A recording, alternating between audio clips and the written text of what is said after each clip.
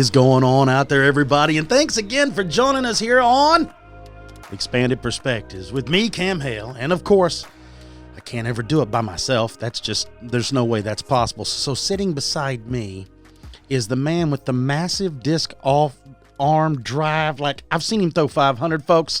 It's Kyle Macbeth. How's it going, everybody? Yes, I'm here in studio. I am your wood elf druid. That's right. Back from a recent campaign. No, man, I'm doing good. It's nice out. The weather's great. I can't complain. The allergies got me messed up, but I'm doing good. And you're right. We have been playing Dungeons and Dragons. We finally did it. We've started a couple of campaigns now. After like maybe another one. 25-year hiatus. Yeah. It was interesting to get back on the horse and just like, I don't know, exercise those muscles that I haven't done in forever. It's so much fun. That's what we got done playing that first campaign. Kyle and I called each other and was back on the phone again for like 3 hours talking about it. Yeah, because I think that we made a lot of mistakes. Our characters did. Yes. Like, man, we should have done that differently. We should have done it differently. For those people that aren't into playing, they have no idea what we're talking about. But it was neat. It was cool to do something that I haven't done since I was a teenager. I'll just put it to you this way, folks. We were both trying to be good guys, and the campaign started off with we were in jail over a misunderstanding, and from that moment on, it just turned into murder, and it just went real bad. We were trying not to go that way. You know what I enjoyed about it? Not just that, but so many times when I revisit something from my youth, It's a big disappointment now. You know what I mean? Like that movie wasn't near as good as I remember. That food wasn't near as good as I remember. This was one of those happy times where it was just as much fun as I remembered it in my head. Mm-hmm. Of all those days when we were losers and had nothing to do but sit around in a basement. It's one of those things that held up. It's one of those things that held up. That's usually not a thing that happens as we get older, but right. It's one of those fun things that held up. My parents are back from New Jersey after being up there for a month. The return of Pop-Pop. He's fine. He's at a rehabilitation center. He is got to go through some rehab for his leg. Yeah. Because he broke his ankle. But he's fine. I mean, I've been up there a couple times to see him, and he's good, and I think he'll be home soon. Cool. So thanks for all the kind words, people out there that were. You can't stop the human cockroach. I don't know how many lives he's got, but he's already burned through about 14. But that's he's like a cat. He's unstoppable. Outside of that, I am heading to the coast in 2 weeks, a week or so. I don't know the exact date. We're gonna hang out on the beach for a couple days. Right on. And then we don't have very long till school starts. Nope, it'll be here before we know it now. You know, time just flies. Yeah, it is. Yeah, tell me about it. It's crazy, isn't it? Mm-hmm. Man, we've been doing this for a while. All of y'all been hanging on for a while. And speaking of hanging on, so I did the show about the knot deer, right? That's right. And we got a lot of good feedback, and some people had no idea. So we started getting the stories, and you just so happen to have one. Yeah, check this out. It says, "Hey guys, I just recently found your show. The first episode I listened to was the knot deer one. And I didn't know that's what other people called them. My stepbrothers and their dad had an experience while hunting. And when they told me the story, to me, they called it the knot deer, or the backward deer. And that was the first and only story I've ever heard of one. It was the name they had given to it themselves, and I'm pretty sure they had never heard of it before either. I really thought their experience was a one-off thing, all the way up until I heard your show a few months ago, and that just blew my mind. So the story is fairly short, and it was long ago, before my time, so I wasn't there firsthand, but the way they told it to me goes like this. This took place in Kentucky, somewhere around the Daniel Boone National Forest. It was the dead of winter, with a lot of snow on the ground. Real early morning, before the sun came up, so it was still dark, cold and quiet. My stepdad was taking his 2 boys, I'll call them Daryl and Roger, out deer hunting like they usually did. So this was a pretty routine run. I don't remember how old they were exactly at this time, but I want to say early to mid-teens sounds about right. So that would have put the year in the mid to late 80s. The 3 of them split up to go sit in their own area when they arrived at their usual hunting spots. Daryl sat on the ground up against a tree overlooking a huge white snow-covered field. They've gone hunting with their dad I don't even know how many times by now, so Daryl was getting kind of bored. And of course, he had been up the whole night before doing only Lord knows what at his age. Naturally, after settling in for a while, he got tired and started to doze off while it was still dark. He woke up as the first little bit of light was coming to the sky, and he saw right smack in front of him a big buck staring down at him, nose to nose. This buck was staring plumb down at his face. He could feel it breathing on him, but he couldn't move. He didn't try to reach for his gun. He didn't react at all. He just looked up at it groggily, confused. He felt like he was dreaming, so he didn't think anything about it in the moment. As he was looking up at it, the deer started to walk back away from him smoothly, and then Darrell fell asleep again. When he woke up again, it was because his dad and his brother were yelling at him. It was now daylight, and they didn't know what he had gotten up to. So when they saw him still sitting there, they started cracking jokes at him for falling asleep. He had forgotten about the deer until he stood up. That's when he saw the tracks. But when he really looked at them closely, he realized the tracks didn't make any sense. They were pointed in the wrong direction, as if the deer had walked up to him backward. With the snow on the ground, it was very easy to see where the deer had stopped, and the tracks were in a straight line right up to him. And then they went off to nowhere. It was like the deer had walked out of him and then just disappeared. The deer didn't turn around anywhere. It didn't walk around the tree. It was a single straight line. But he saw its face, inches away from him, and he now knew that that part of the dream wasn't a dream, and it freaked him out. My stepdad and Roger saw the tracks too. They couldn't figure it out either. My stepdad, who has seen hundreds, if not thousands of deer tracks before, could not make any sense of it. When I was told the story, it was the three of them telling it to me together. We were talking about spooky stuff in the kitchen one day during a birthday party, and they each corroborated each other's story exactly and agreed on the events as Darrell was telling it to me. I don't think it was rehearsed. It didn't sound like a story they told very often to just anyone, and I do believe them. I would have asked them to tell you the story themselves, but I don't talk to them anymore. It's probably been 5 or 6 years since I've heard from each of my stepbrothers, and my stepdad has passed away since then. We all sort of fell apart and stopped talking after that. But yeah, Kentucky is a weird place.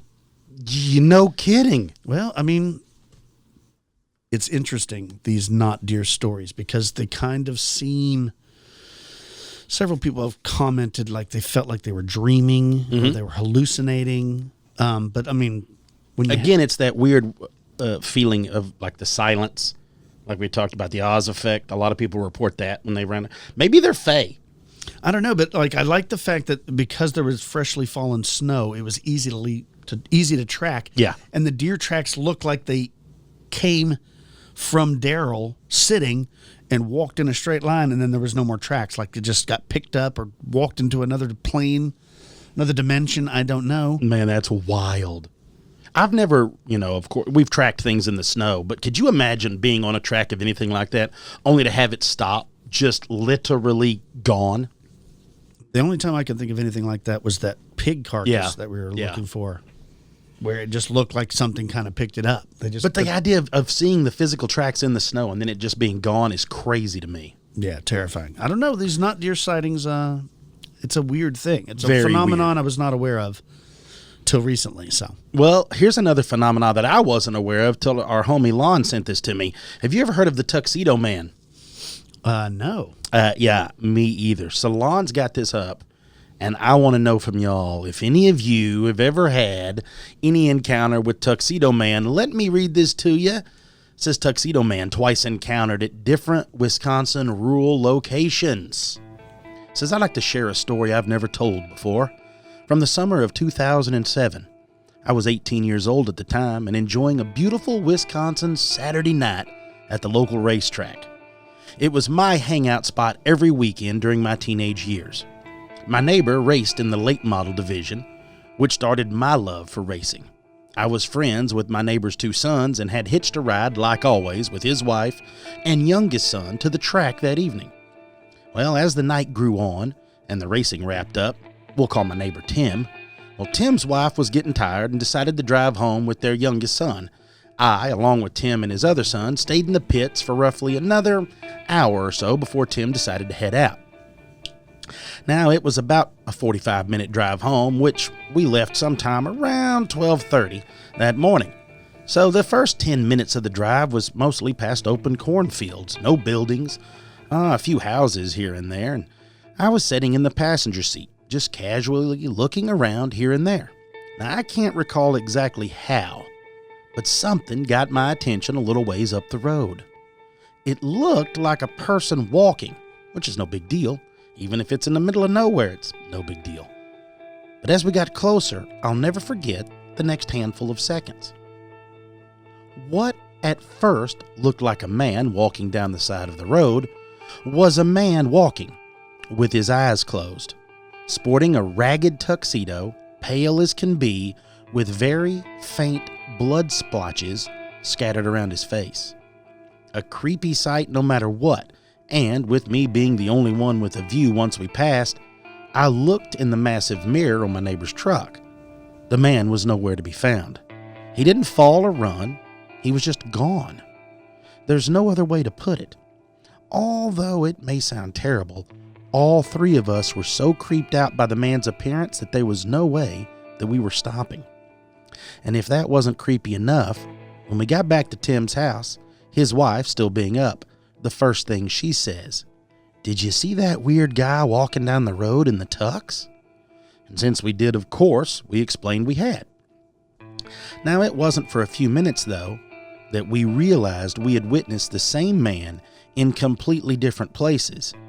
See, Tim's wife came across the man roughly 30 minutes driving distance further up than we did. And to make it even stranger, she got caught up in a parking lot talking to another racer's wife and eventually left only about 15 minutes before we did. She never looked back like I did, so she had no idea if he had vanished. So to give my best description, the man was around 6 feet tall, maybe a tad shorter, fully dressed up, looked as if he was between 28 to 37 years of age. Goes on to say here that eyes closed and was walking slowly. Made no other movement besides walking. Was not staggering as if drunk, and from what I can recall, his tux was slightly ruffled up, along with faint patches of blood. Now, Tim is not the kind of guy that's into the paranormal, but he was pretty disturbed over the sight. Now, maybe shaken up is actually a better term, and I had never seen him shaken.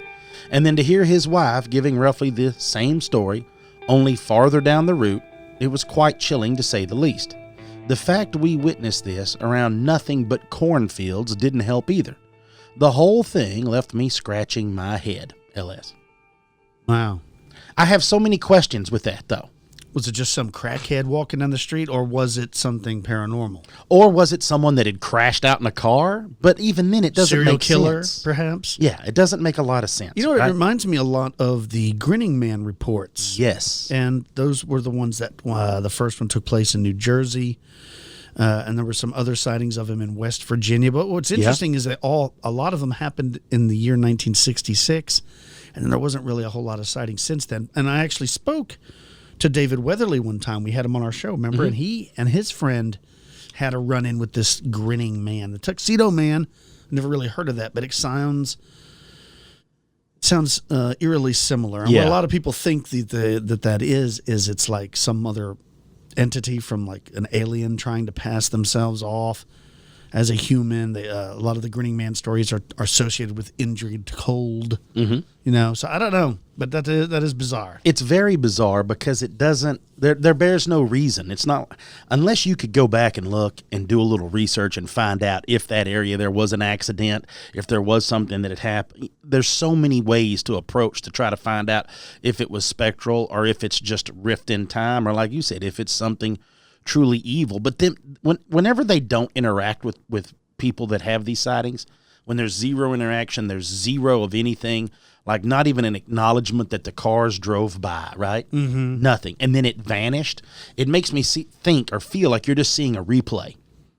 And like, it just may have been that very instant for the next couple of hours is that little replay was there, and then it's gone. Like something in that past was just replaying like a glitch over and over, like a skipping record. And if you like that creepy story, I got something for y'all after the break. I think you're really going to enjoy a little hauntings from around the world. We got a castle and a couple of mansions that have a disturbing past. Let's jump over there to that, folks. You're listening to Expanded Perspectives.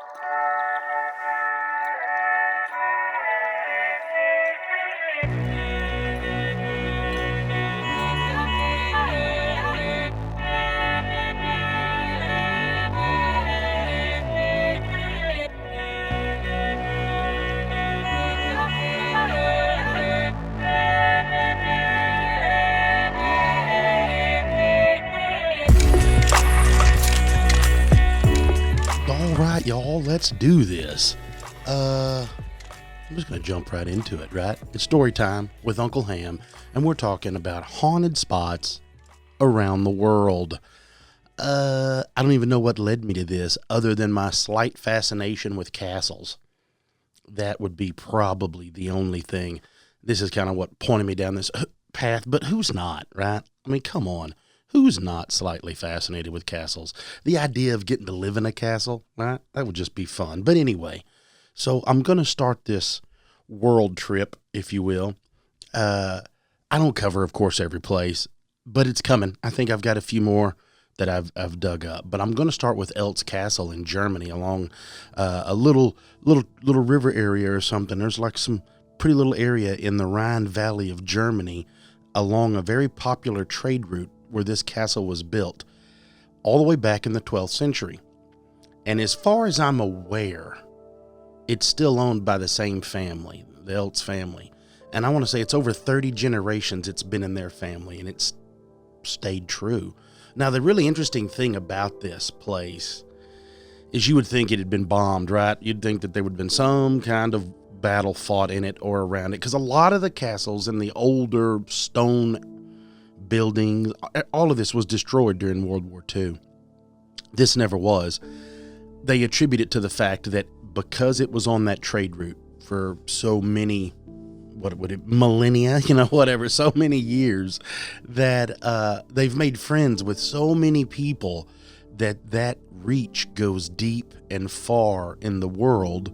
And so it was kind of one of those things that everyone agreed to leave it alone. Right now, whether or not that's truly true, who knows? But I thought it was interesting to give the tale because, so this story is going to sound like, I don't know if this sounds like the movie plots that we get today, or if the movie plots today or, of modern time may have influenced a story that may or may not have been, we don't really know. But so here's the story. So there was a girl.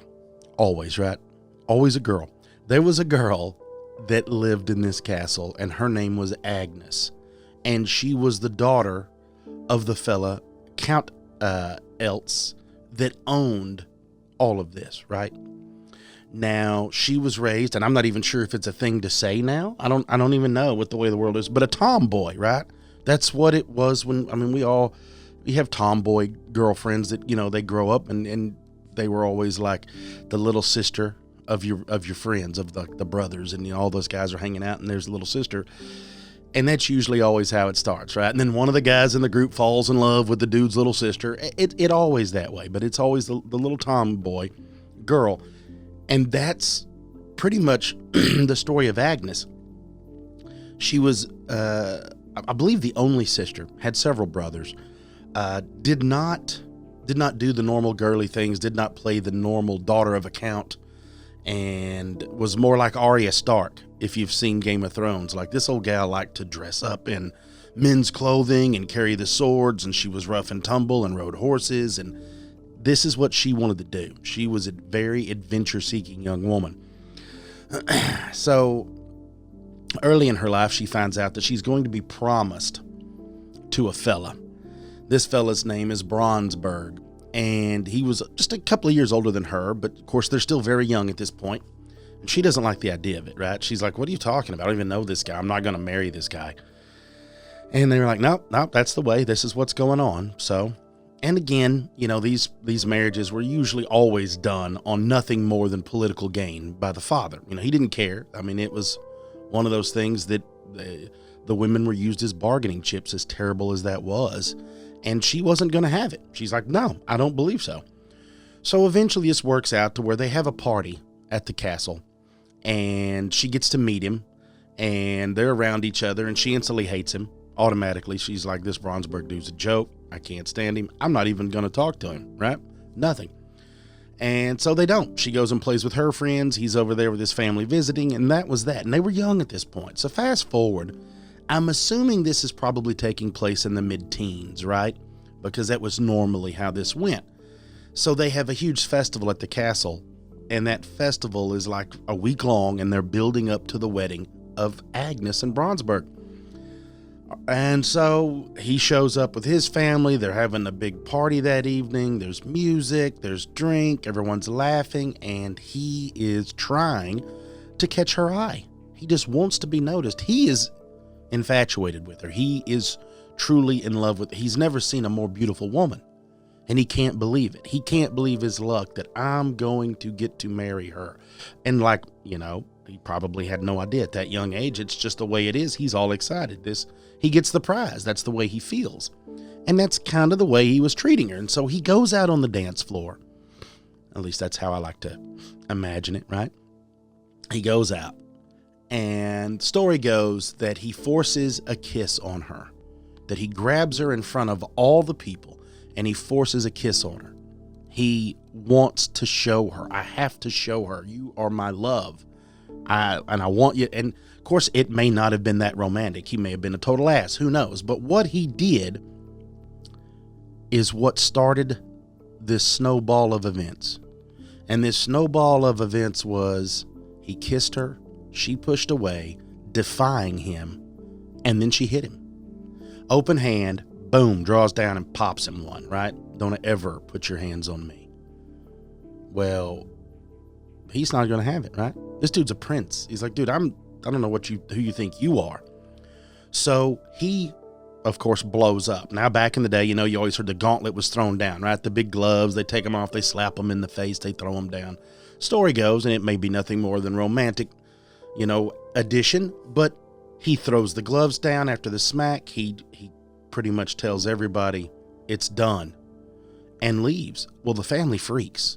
The Count Eltz, he loses his mind. He's like, what did you do? I cannot believe you did that. They're going to attack us. So they have to, that night, the party falls apart. He brings everybody in. He's like, look, they're coming. They're coming. This was fragile to start with. Agnes broke it. They're coming. So they get everything together and they wait. And they wait a few days, and those days turn into a few weeks. Those few weeks turn into a month, and but 1 month turns into a few months. Nothing happens, right? Like 3 or 4 months go by. Nothing really happens. I think it's like 3 months. Nothing goes down. So they were on high alert for a week, and everyone knows how that goes. You start slowly lowering your guard over time.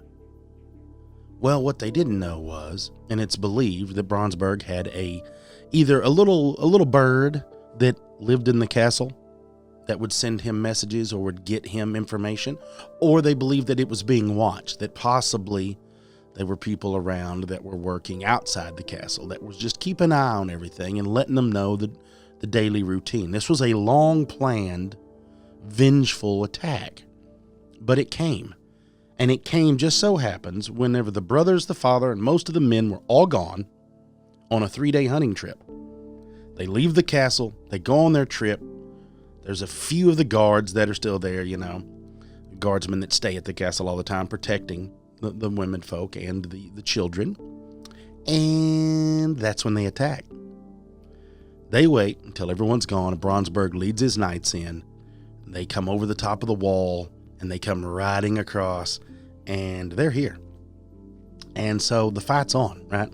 So the guardsmen are fighting as best they can. How you going to, there's no cell phone. You can't alert them. Like, these people won't know till they get back in 2 days that we've been attacked. Well, Agnes isn't going to take it. So she goes in, she gets her brother's armor. She gets her brother's armor on, gets her sword, gets her horse, and she comes out. And who's the first one, the story goes, that she sees is not only no one but Bronsberg, the man that she struck, the man she was supposed to marry. So here she comes, and she just, in the middle of it, attacks him. Boom, boom, boom, like you can imagine. Well, he did not know it was Agnes. He did not know it was the woman he loved. So he fights back, except he's a little bigger, and he's a little more gifted, and he's a little better trained, and he defeats her. He kills her, and still has no idea, no clue that he's just killed her. After the battle, he's going through and he's checking everything. His men are checking. They're looking for Agnes. They're looking. Did they escape? Did they get? They're going through. Where's the brothers? Where's the father? Is the castle ours? What are we going to do? It's one thing to react instantly. It's another thing to plan it out for months. And while he's searching the dead, he finds Agnes. He pulls the mask up, pulls the visor up. There she is. He can't believe it. He can't believe it. Story goes, he leaves. He renounces everything that he has. He grabs his horse. He grabs what things he's got with him, and he rides away. His people never saw him again. Story goes is that he's gone. Nobody ever knows.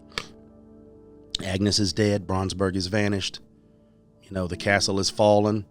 There's nothing there. It is their reaction between the young and the old, right, or between the children and their parents have destroyed any chance of alliance.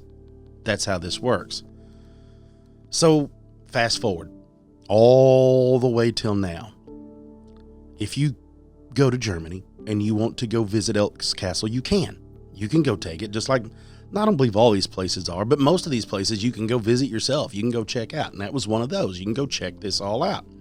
Now, the story goes that you can hear, or people have reported hearing, I'm not going to say you can, but it's been reported that you can hear the clopping of horse hooves outside the castle, that you can still hear the sounds in the distance of what they think might be the noises of the battle. That not only that, but the armor that Agnes wore is still in the castle. You can go see the armor. People have said that they have seen visions out on the outside of the castle of a knight on horseback. Now the story goes is they're not sure if it's Agnes or if it's Bronsberg. They have no idea. It's debated on which one it could be.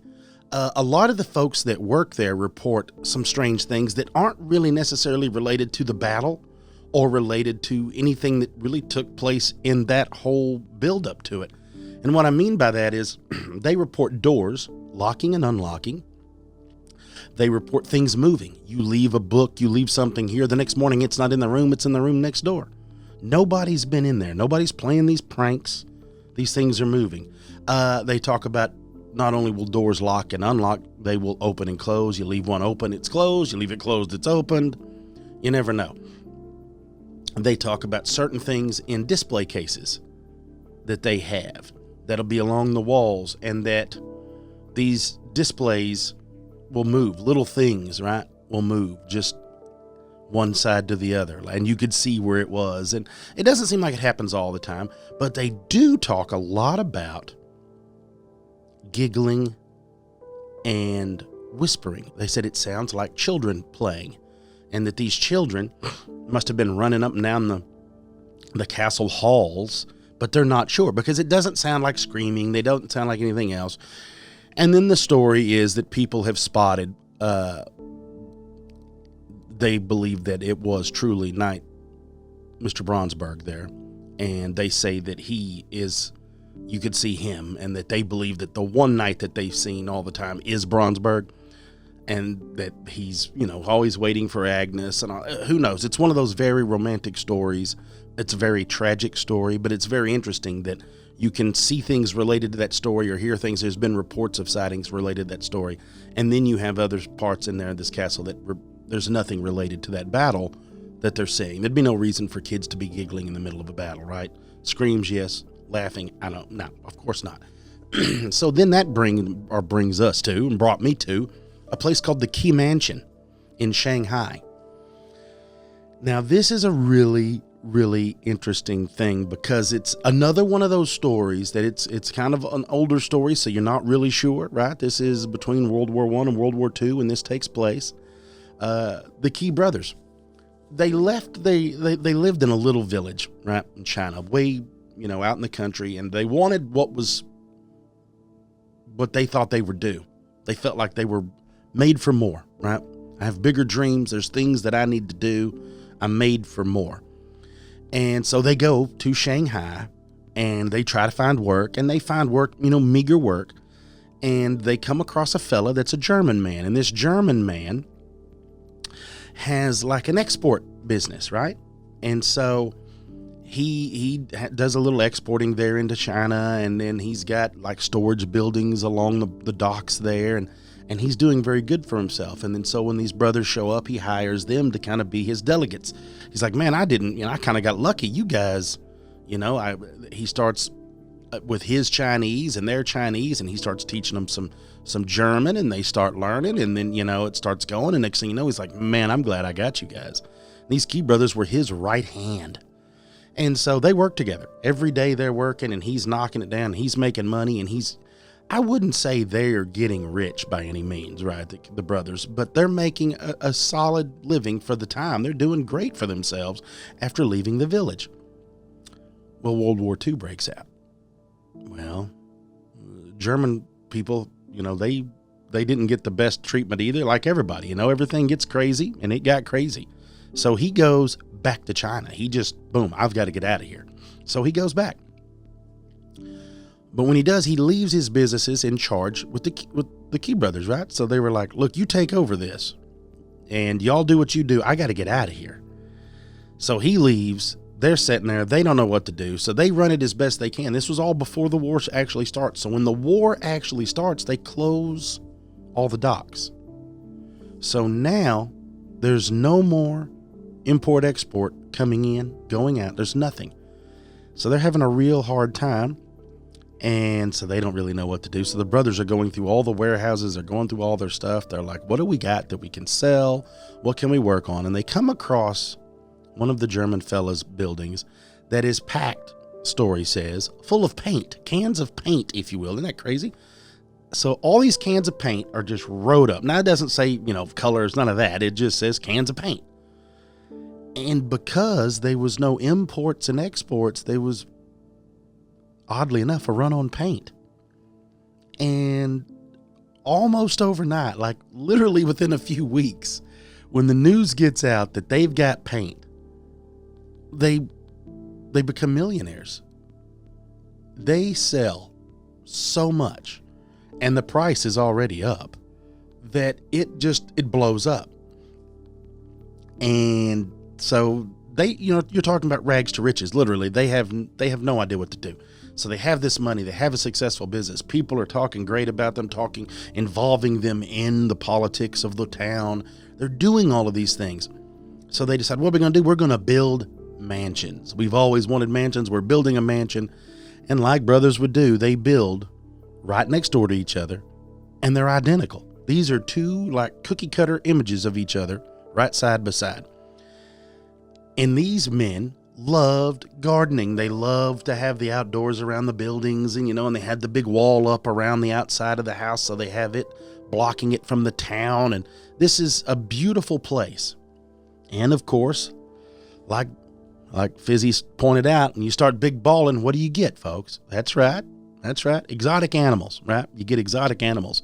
So they start out with, you ready? Peacocks.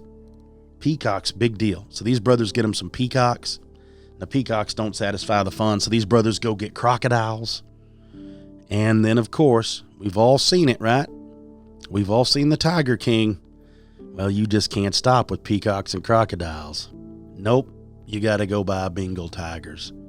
So the story goes that you could go by there. There's tigers in the garden. There's all these different exotic animals in the house. All of this. But there started to be in some talk that there's more to this whole story than, good old boy paint salesman. That's not the way this is going. And in fact, that's the way it ended up. One day, the folks come into work. And the servants come by the house to see what's going on. Hey, you need us to go ahead and do the laundry? You want us to, whatever. This is our job too. Nobody's there. So they go to the next brother's house. Nobody's there. They can't find any sign of any problems, of anything. It's like these two brothers legitly just vanished. And the odd thing is they left no paperwork. They left no heir to their fortune. They left nothing with their businesses. It's gone. Completely gone. Well, so they fall into disrepair, right? Like these mansions go completely untouched. People pulled out, everything was done. And in fact, one of them, they tore down. One of the brothers' mansions, it just finally ended up falling and rotting in, and they just destroy it. So they decide, you know what? Well, where this thing is, and we really don't have anybody to deal with, we're going to move it. We're going to just go ahead and we're going to try to sell it because it's in a good, it's relatively good shape. Let's sell this area. We've already tore down the one mansion and sold it. This one right here. Let's see if we can sell it. Let's see if somebody will buy the mansion and tear it down, or we can, do whatever. But we need to move on and not just leave this in prime real estate. And that's what they do. But it was at that point when everything went crazy. So they hire. When I say they, I'm assuming it's the city. They bring them in. The people or whoever was trying to develop, a land developer brings in a group of folks, and they're like, all right, we're going to go to work on this. And that's whenever things went crazy. They don't know if it was only this mansion. If it had been the other one, they didn't really talk about experiencing it. But at this one, the people working there, the men working on this site, start reporting that they start hearing some strange things. And what I mean by that is animal sounds. They're hearing tigers roar. They're hearing like the squawks or calls of peacock. They're hearing these strange noises of animals that aren't there. Then it gets even crazier. They start spotting these ghostly animals. They start seeing the ghosts of tigers. And they go on to say and report that there were more than one, multiple workers were, and it was only the night shift workers, were bitten by animals. One even reported that he was attacked by a ghostly tiger. He turns the corner in a hallway, and this ghostly tiger image, and it plays out much like it does in Ghostbusters, right? When Slimer comes over there and gets on Bill Murray. That's what happens to this dude. This dude gets attacked by a ghostly Bengal tiger. Now he's freaking out. And now here's what's really weird. Apparently they took him to the hospital. There's no bite marks. Yeah, because it's not real. But he felt it. He said, man, I felt like the pain, the crushing feeling, the whole thing. Like you feel it, which is another thing very, very odd. It was reported at one point while they had a crane, a big construction crane there, that a woman was on the streets, and she had reported that she had seen a dragon wrapping around the arm on the boom of the crane. It's crazy, right? It's crazy. So they, of course, stop working on it, and they go, look, we're just going to turn this into like a resort area or a vacation spot for people to come and experience the paranormal. And so that's kind of what they did. They said, hey, we're leaving it alone. This is what we're going to do.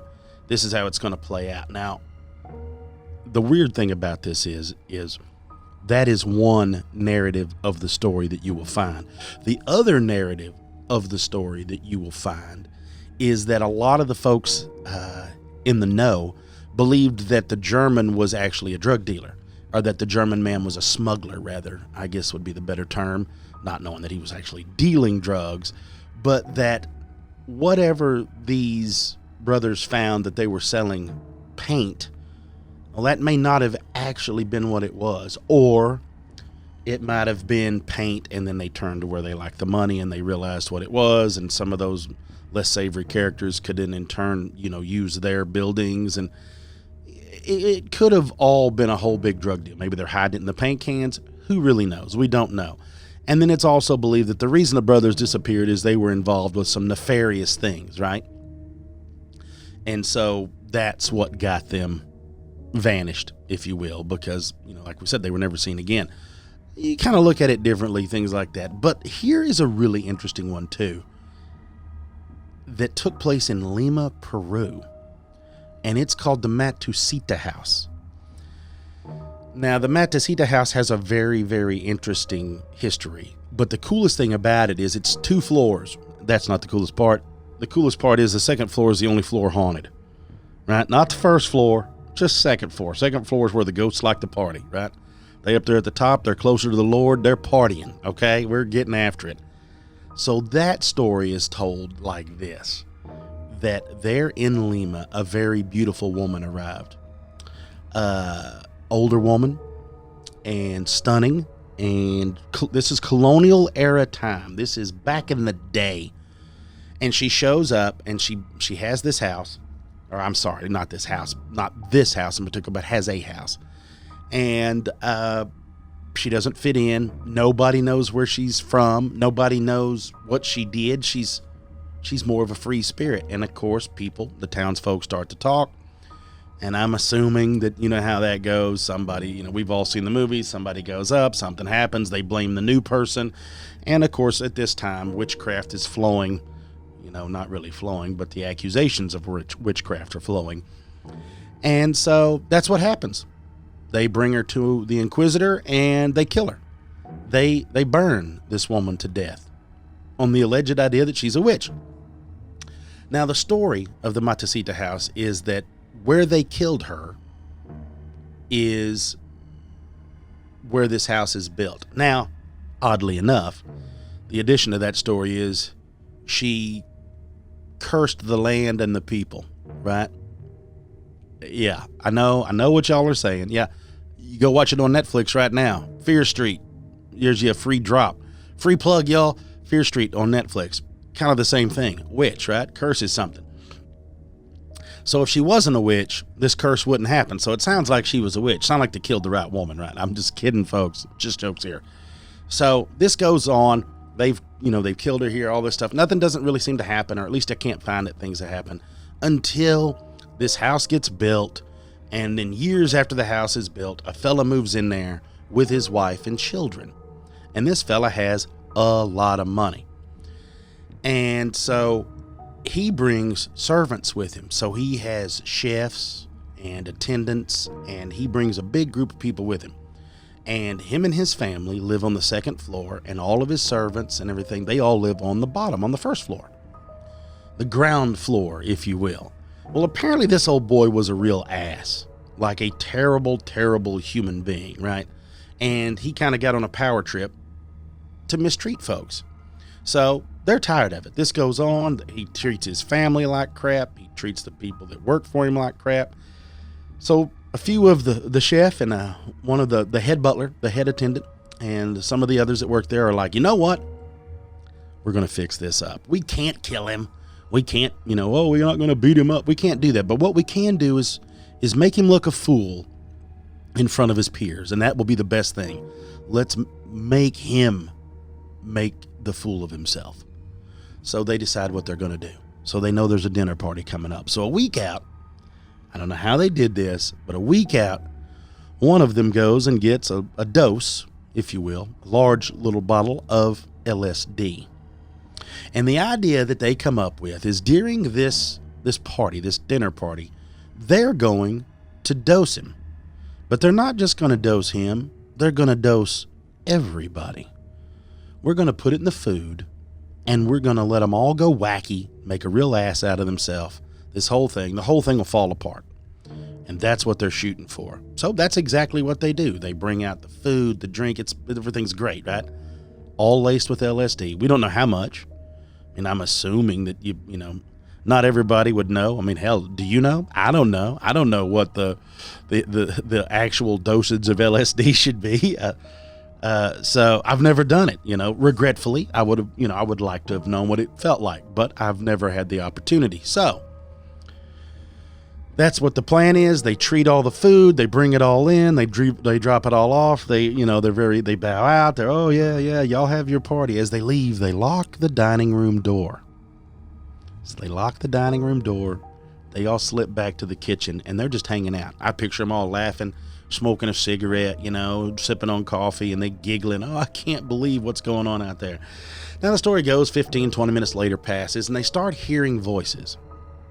And it's not the voices of like normal dinner conversation.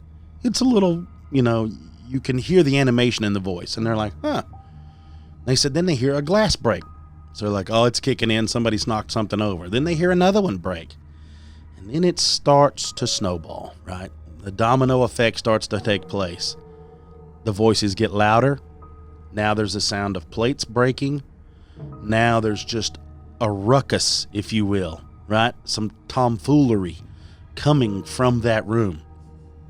Well, the chef and all them, they're laughing, right? His butler buddy, they're all giggling. They're like, this is funny. These people are falling apart. Then it gets bad. All of a sudden they're screaming. Loud screaming. Blood-curdling screams. The servants panic. What's happening? So they run back down the hallway. They unlock the door and they swing the door open. And this is after the sound has died down. They've let it get calm in there. There's no noise coming from the room. So they unlock it. They open it up, expecting to see people passed out, sleeping on the table, food everywhere, a mad food fight, right? That's not what they found. What they found was blood, and lots of it. What they found was people that had been so overdosed with LSD that they went mad, broke plates, broke glasses, and savagely attacked each other.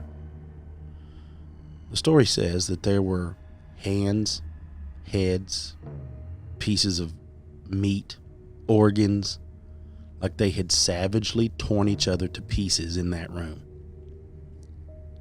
At this point, the servants realize they've gone too far. What have we done? How are we going to explain this? I'm assuming there's probably a way to check to see if LSD was in the system. I don't know. But they don't know what to do. Their joke, or their way of getting even, is completely backfired. And it's all their fault. And so they know what's coming next. They know what's about to happen. So, in order to circumvent that, they all gather in the same room and they hang themselves. All the servants killed themselves in that room. This is how the story goes. And from that point forward, that house, called the Yellow House there in Peru, gained the reputation for being the most haunted place in the whole town, if not the whole country. Now it's left alone, nobody touches it, and it falls into disrepair like normal. And so years go by, and a property developer finally steps up. I don't believe he was from Lima, of course, and he's like, look, we got to do something about this. Great property, great building. It's a waste. And so that's what he does. He purchases it. He fixes it up. He gets everything going. Everything's great. He sells it to a Japanese family moving in. A husband and a wife and a couple of kids. And they move in. And of course, I'm not sure of the date, but they're not told of the history of the house. They're not told of the history of any of this. They just move in. And of course, oddly enough, fitting enough, I guess, if you will, as the story is told, that the night they move in to spend their first evening there, that the husband wakes up in the middle of the night, possessed by something he knows not, only to take a knife out of storage, murder his entire family, and then turn the knife on himself, killing himself with it too. First night in the house. Well, as that happens, well, you can only imagine. Well, now it doubles down on the darkness around that house, and nobody will touch it. Nobody will go around it, right? And so they decide to bring a priest in. That's the answer. Let's bring a priest in. We're going to perform an exorcism. This will be perfect. They bring the priest in. He goes all through the bottom floor. Everything's great, right? Everything's good. Then they're going to bring him into the second floor. They bring him to the second floor. He goes up. He goes to battle the darkness and exorcise the demons. Drops dead. Panic attack. Killed him. Or it could have been a heart attack. Maybe he was obese. Maybe he was unhealthy. Who knows? But either way, story says the priest died on the second floor.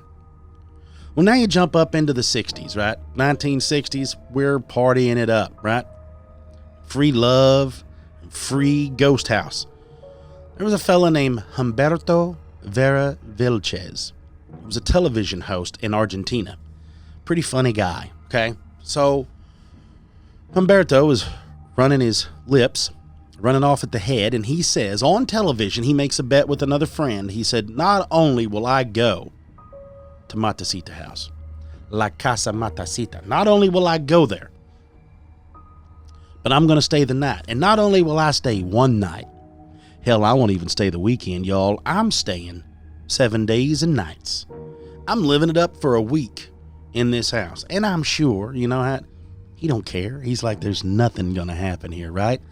So the story goes that he swings in there and he's only going to stay on the second floor. It's easy to stay on the first floor. Nothing happens. Second floor is where the party is. So he goes in there. First night in the house. Goes in. 4 hours later, they hear screaming. He busts out of the house and collapses on the sidewalk outside the front gate 4 hours into the night. He's gathered up. He's had a mental break, and he spends the next 2 years in a psychological institution trying to get therapy over what happened to him in that house. I can't find anywhere that it said what happened. I can't find anything of where it said what happened to him. But I guess it's safe to assume it was not pleasant. Now, there's more story to it. And that story is that the people from the street and the residents of Lima have said, even now, that, and I do believe it was rented. I believe it's been a bank, it's been boutiques, it's been several things on the first floor. Second floor stays locked. Nobody uses it. Nobody goes there. Everything's left alone. But back to the people on the street. There are citizens in there that report seeing the movement of curtains. They report seeing people in the second floor windows when they know nobody's in there. They report seeing apparitions around there, around those windows. It's a very odd thing. They start reporting at times they've heard screams. They've heard different sounds. Everything that they could attribute to a haunted house, people claim all around there has happened. But there's another part to this story that I'm going to leave you with before we wrap it up that I thought was very interesting. And that's this. La Casa Matucita is across the street from the United States Embassy in Peru. Right across the road. Or it was at least. But across the road. They believe, when I say they, some of the locals believe, and I'm probably with good reason, that the reason that legend was even spread was to help make sure that no one would go into that home to spy on the U.S. Embassy. Yeah. They believe that the U.S. Embassy helped spread that, may have even helped bolster that. And we know with the stories that we've covered, right? About cats that were trying to collect sound or rats that was trying to collect, audio. We've covered that. It's crazy stuff. This doesn't sound out of the realm of possibility that maybe the U.S. planted things to make those sounds. Speakers. Maybe there were people in those houses. Maybe they went on a disinformation tour and spread more information about the murders or about things that happened that might not have truly happened, simply to keep anyone from buying and moving into that home for intelligence gathering reasons, to watch the comings and goings of the U.S. Embassy. But now you jump back to 2016. 2016, it all ended. Matucita House was not only remodeled, but was taken apart. Completely taken down, remodeled, and I'm not sure if they're going to move it, if they moved part of it. I'm not sure how all this stuff worked with what they've done, but it seems to have, whatever they've done, it seems to have stopped the madness, right? So with the ending of the madness, it makes you wonder, is that story true? Are any of them true? Or are they all just tales of time? A lot of things change as we get older. You start telling stories about your grandparents that maybe you elaborated a little more on, or maybe your grandparents elaborated on their parents, and that's how stories grow and gain legs, and it becomes fun. It becomes the folklore that we all love and enjoy. And I hope you loved and enjoyed some of the strange places that are haunted, that aren't just here in the States, that are from around, and everyone from around the world that listens. Thank you all so much. Maybe I've dabbled in something that's close to you, or maybe you've been there. Maybe you've seen one of these places and you've toured one of these places, or you've had experiences. Please send it to us. You know how to do that. expandedperspectives@yahoo.com. Shoot that in there. Hit us with some stories. We'll let Mary know. And yeah, I hope you enjoyed it. There's a bunch more. I've got a bunch more.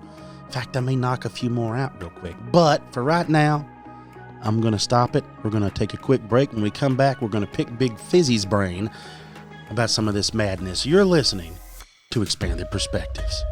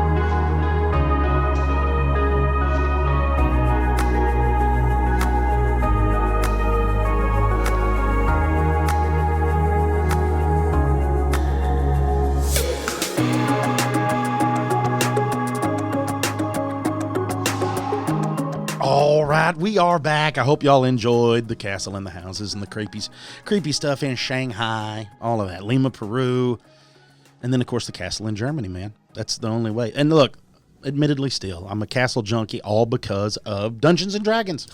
That's it. That's the reason I love castles.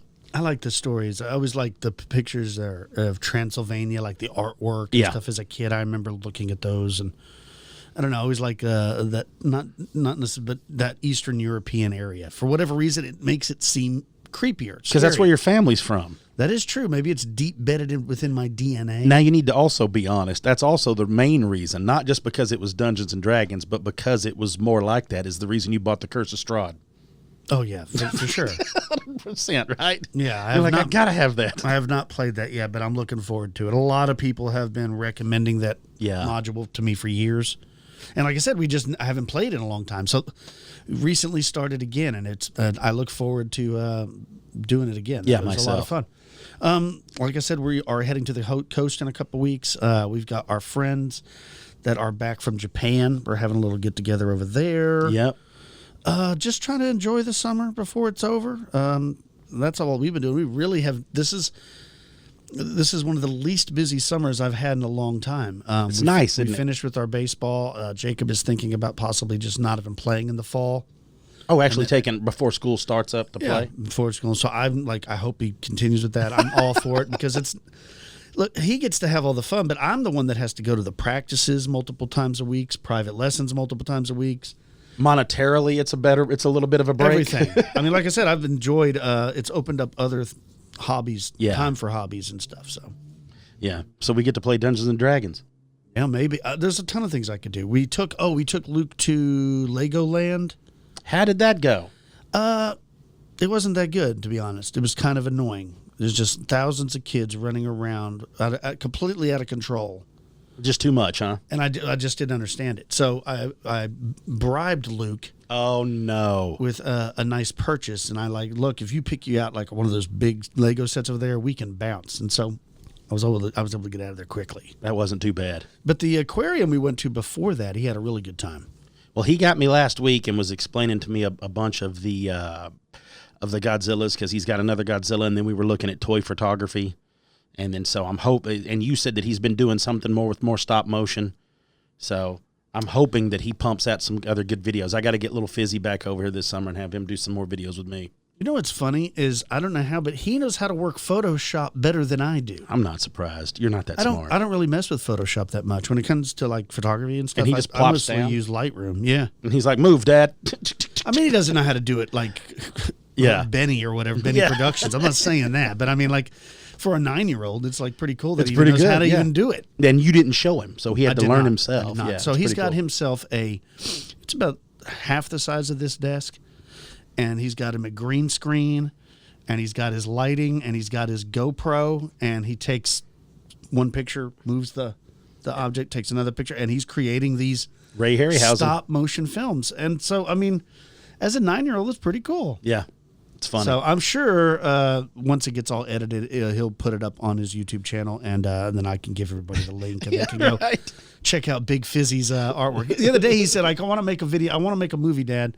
I want it to be like an hour long. And I was like, I understand that. I go, that's going to take a lot of work, and that file's going to be huge. It's like, why don't you try to make like a 4-minute short first? Get practice at that. Don't just come out trying to shoot the 60-minute film. But I mean, I know, he's a kid. He's got a wild imagination. It's so great. So great. But that's about it, man. What have you been up to? Playing Dungeons and Dragons, hanging out with a granddaughter, working on stuff around the house, and that's pretty much it. Awesome. Just staying busy. I mean, that's it. Like, it's just ridiculous. But yeah, I love it. Everything's going great. Weather's good. I hope everybody out there is getting by. Hope we're getting through all this. Hope things are getting back to normal for you as best they can. For those up north in the heat, man, I'm sorry. That's the heat we normally get dealt, and we're not even getting dealt that. So everyone, please take care of yourself. If you don't have AC, there's a lot of people that I know up in the Pacific Northwest have no air conditioning.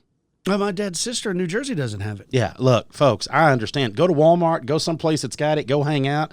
If there's a bookstore, just go hang out in Barnes & Noble, right? Like, just go find you a place to get in the cool weather. But I hope everybody is doing great, and hope y'all have a great weekend. Like, I'm excited about talking to our friends that are back from Japan. Yeah, that'll be cool. It's going to be a good time. If you have any stories or news you want to share with me and Cam, please, I implore you to email the show, expandedperspectives@yahoo.com.